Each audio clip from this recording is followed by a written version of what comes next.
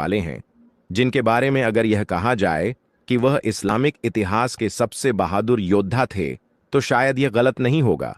यह इंसान इतने बहादुर थे कि उनकी बहादुरी की वजह से उन्हें शेर खुदा कहा गया, जिसका मतलब होता है खुदा का शेर। इस इंसान ने मुसलमानों की तरफ से लगभग हर लड़ाई में अकेले ही ऐसा काम किया जो कई लोग मिलकर भी नहीं कर सकते थे। जिस भी जंग में दूसरी फौज को यह खबर मिलती थी कि मुसलमानों की फौज में यह बहादुर योद्धा मौजूद हैं, तो दूसरी फौज के लोग डरने लगते थे। दोस्तों, मैं बात कर रहा हूं इस्लाम के चौथे खलीफा हजरत अली शेर खुदा रजी अल्लाह ताला अनहुक कि जो एक बहादुर और समझदार कमांडर होने के साथ साथ बहुत ही होशियार इंसान भी थे। यही वजह थी कि पैगंबर हजरत मोहम्मद सल्लल्लाहु ताला अलैहि वसल्लम इस दुनिया से ज़ाहिरी तौर पर चले गए, तो लोगों को जब भी कोई सवाल पूछना होता था, वे हजरत अली शेर खुदा के पास ही आते थे। दोस्तों, हजरत अली की पैदाइश 599 ईस्वी में मक्का शहर में हुई थी। उनके वालिद यानी पिता का नाम अब्बू तालिब था और उनकी मां का नाम फातिमा बिनते असद था। हजरत अली पैगंबर हजरत मोहम्मद सल्लल्लाहु ताला अलैहि व आलि वसल्लम के चचा के बेटे थे, यानी उनके चचेरे भाई थे। बाद में वे पैगंबर इस्लाम के दामाद भी बन गए, क्योंकि हजरत मोहम्मद सल्लल्लाहु ताला अलैहि व आलिहि वसल्लम ने अपनी प्यारी बेटी हजरत फातिमा जहरा का निकाह हजरत अली रजी अल्लाह ताला अनहुक दिया था। करबला में शहीद होने वाले मशहूर हजरत इमाम हुसैन रजी अल्लाह ताला अनहर अली रज अल्लाह ताला अनहुक बेटे थे।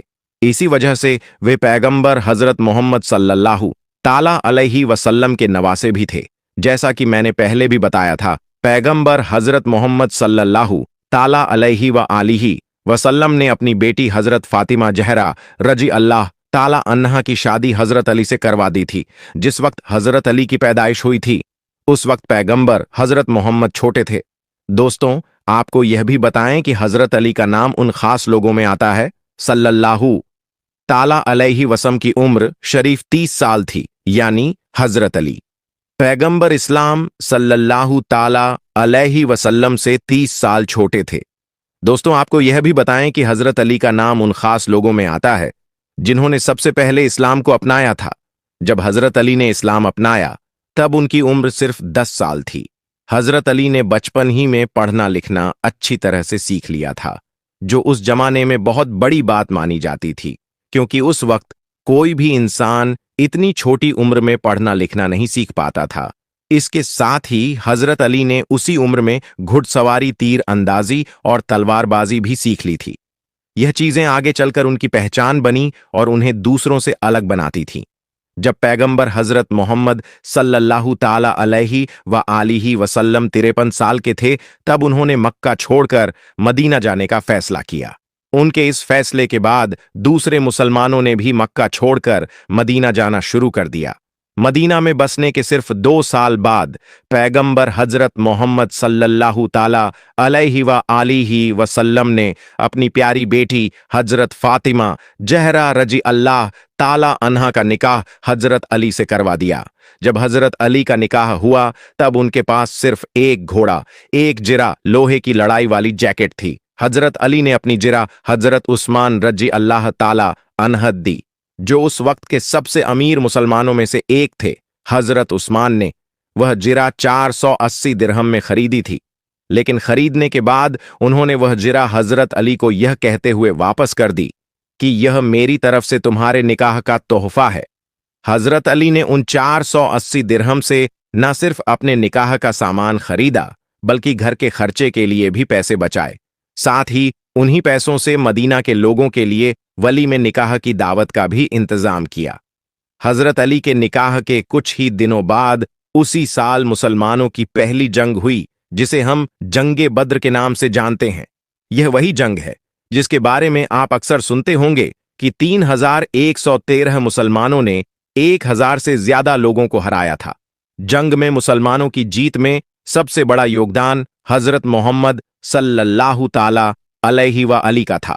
इसे जंग में अब्बू जहल, जो मक्का का सरदार था और मुसलमानों का सबसे बड़ा दुश्मन माना जाता था, वह भी मारा गया था।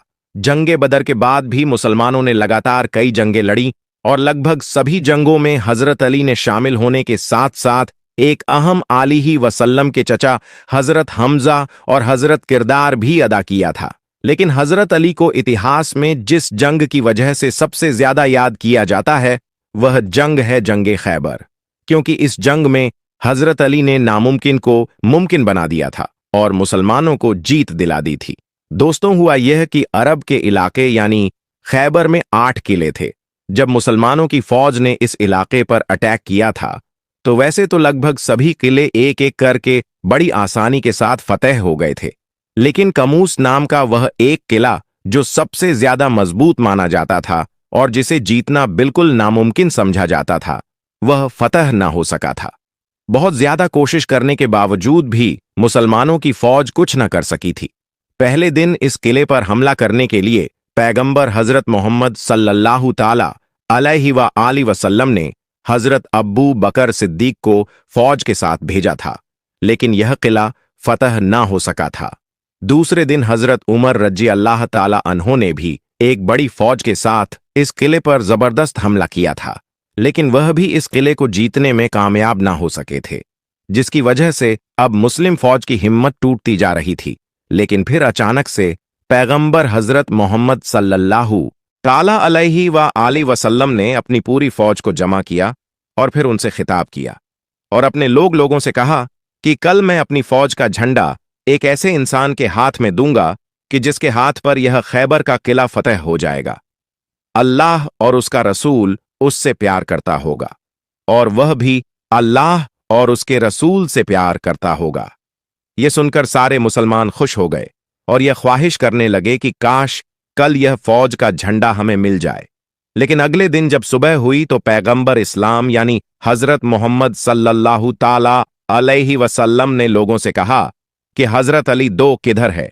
यह सुनकर सब लोगों ने बताया कि वह इस वक्त हाजिर नहीं है क्योंकि उनकी आंखें दुख रही हैं। पैगंबर इस्लाम हजरत मोहम्मद सल्लल्लाहु ताला अलैहि वसल्लम ने कहा, नहीं, हजरत अली को ही बुलाया जाए। हजरत अली को उनके सामने पेश किया गया। पैगंबर इस्लाम को उनके सामने पेश किया गया। पैगंबर इस्लाम हजरत मोहम्मद सल्लल्लाहु ताला अलैहि व आलि वसल्लम ने हजरत अली की आंखों पर अपना लबे दहन लगाया यानी थूक मुबारक लगाया और उसके बाद फौज का झंडा हजरत अली के हाथ में दिया और यकीनन बिल्कुल वैसा ही हुआ जैसा पैगंबर इस्लाम ने कहा था। हजरत अली ने सिर्फ कुछ ही वक्त के अंदर ही इस ताकतवर किले को फतह करने के साथ साथ किले के अंदर मौजूद मरहब नाम के उस पहलवान को भी हराया था कि जिसके बारे में पूरे अरब में यह मशहूर था कि वह 1000 लोगों के लिए अकेला काफी है।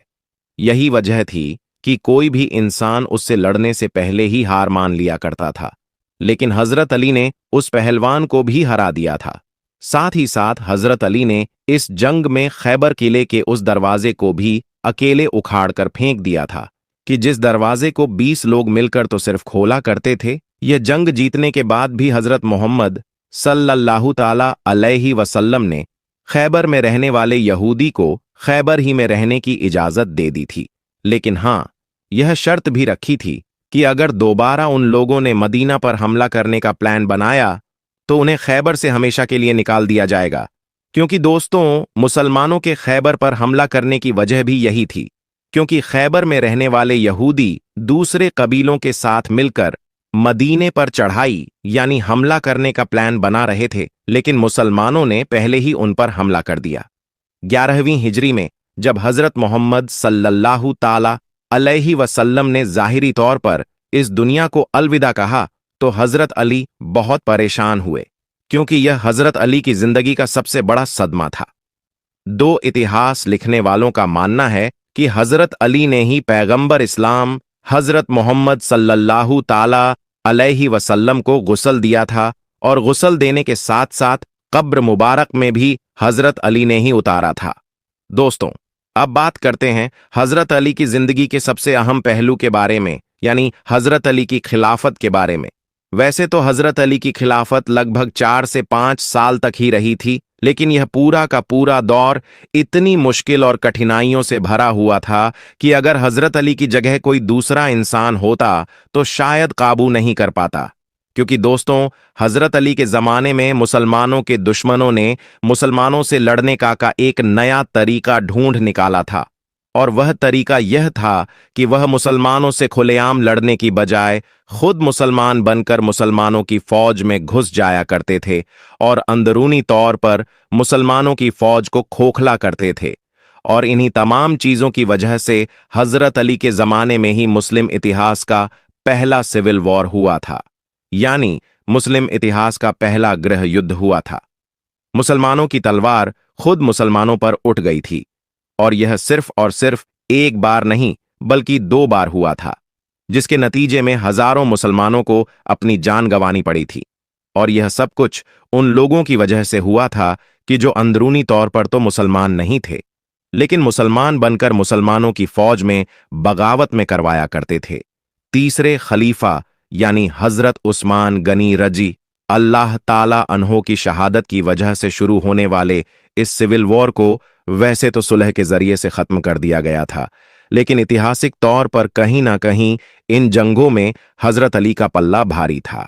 लेकिन उसके बावजूद भी हजरत अली ने पहले ही यह ऐलान करवा दिया था कि मेरी फौज का कोई भी इंसान दूसरी फौज के माल पर हाथ नहीं लगाएगा, जैसा कि पहले आम तौर पर जंगों का उसूल हुआ करता था।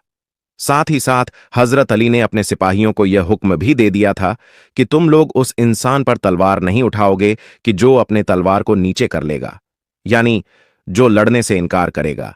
सिविल वॉर खत्म हो जाने के बाद भी हजरत अली को अपनी खिलाफत के जमाने में चैन की सांस लेना नसीब नहीं हुआ था, और खारियों की तरफ से साजिशें लगातार बढ़ती जा रही थीं। इन साजिशों की आग इतनी ज्यादा तेज हो गई थी कि आखिरकार एक दिन जब हजरत अली फज्र की नमाज पढ़ने के लिए जा रहे थे, तो अब्दुल रहमान इब्ने मुलजिम नाम के एक खर्ची ने हजरत अली के ऊपर हमला कर दिया। यह हमला एक ऐसी तलवार के जरिए से किया गया था कि जो जहर से सनी हुई थी। हमला करने वाले इंसान यानी अब्दुल रहमान इब्ने मुलजिम को फौरन गिरफ्तार कर लिया गया, और हजरत अली ने फौरन अपने बेटे यानी हजरत इमाम हसन और हजरत इमाम हुसैन को बुलाया और उन दोनों को यह नसीहत की कि अगर मैं इस जख्म की वजह से शहीद हो जाऊं तो तुम लोग भी मेरे कातिल को कत्ल कर देना, क्योंकि हमारी शरीयत का यही हुक्म है। लेकिन अगर मैं इस जख्म से बच गया तो फिर मेरी मर्जी है, मैं चाहूं तो इसे सजा दूं या फिर माफ कर दूं। दोस्तों, इसी दिन हजरत अली के साथ साथ हजरत अमीर माविया रज अल्लाह ताला अन और हजरत अमर बिन आस को भी शहीद करने का प्लान बनाया गया था, लेकिन खुशकिस्मती से वह दोनों लोग बच गए थे और हजरत अली शेर खुदा रज अल्लाह ताला अनहुक की वजह से शहीद हो गए थे। जिस वक्त हजरत अली की शहादत हुई उस वक्त उनकी उम्र लगभग 63 साल थी, और यह महीना रमजान का महीना था। तो मेरे दोस्तों, आज की यह वीडियो आपको कैसी लगी, नीचे हमें कमेंट बॉक्स में जरूर बताइए। वीडियो समझ में आने की सूरत में लाइक और शेयर कीजिएगा। मिलेंगे इंशा अल्लाह ताला एक नई वीडियो के साथ।